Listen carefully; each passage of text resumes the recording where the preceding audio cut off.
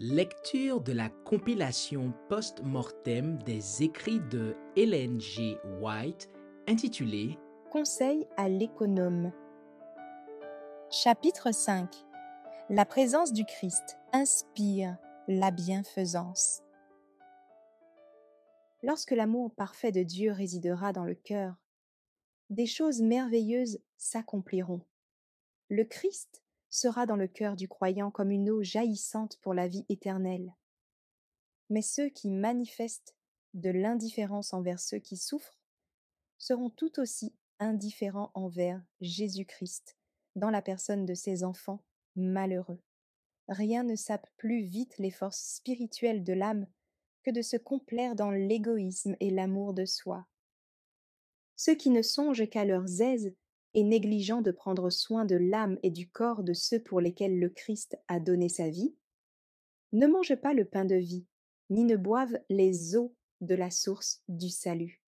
Ils sont secs et stériles, semblables à un arbre qui ne porte pas de fruits. Ce sont des nains spirituels qui consument leurs facultés à leur seul profit. Mais ce qu'un homme aura semé, il le moissonnera aussi. Galates 6, verset 7. Les principes chrétiens ne devraient jamais être dissimulés. Ils devraient se manifester de 1000 manières. Le Christ habitant dans une âme est semblable à une source qui jamais ne tarit.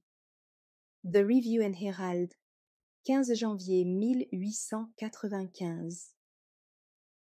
Lorsque le Christ est glorifié dans les cœurs. Lorsque Dieu confie à un homme des richesses, c'est pour qu'il puisse glorifier la doctrine du Christ notre Sauveur, en employant ses biens terrestres pour l'avancement du royaume de Dieu sur notre terre. Il doit représenter le Christ. C'est pourquoi il ne peut vivre ni pour se complaire à lui-même, ni pour se glorifier, pour recevoir des honneurs du fait qu'il est riche. Lorsque le cœur est purifié de tout péché, le Christ est placé sur le trône qu'occupait auparavant l'amour de soi et des biens temporels. On décèle l'image du Christ dans l'expression du visage. L'œuvre de la sanctification se poursuit dans l'âme. La propre justice en est bannie. On assiste à la naissance d'un homme nouveau qui, après le Christ, est créé dans la justice et la véritable sainteté.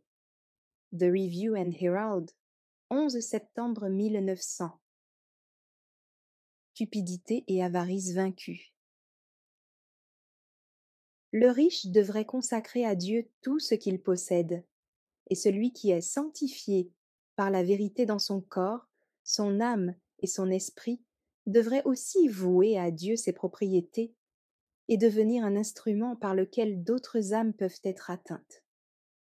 Par son expérience et son exemple, il rendra manifeste que la grâce du Christ a le pouvoir de vaincre la cupidité et l'avarice. Et l'homme riche qui rend à Dieu les biens qui lui ont été confiés sera considéré comme un serviteur fidèle, et il pourra montrer à tous que chaque centime de sa fortune porte l'effigie et le sceau de Dieu. The Review and Herald, 19 septembre 1893. Merci d'avoir écouté cette lecture. Si vous avez des questions ou des remarques sur le thème abordé, n'hésitez pas à les partager dans les commentaires et notre équipe ne manquera pas de les considérer. À bientôt sur lereste.org.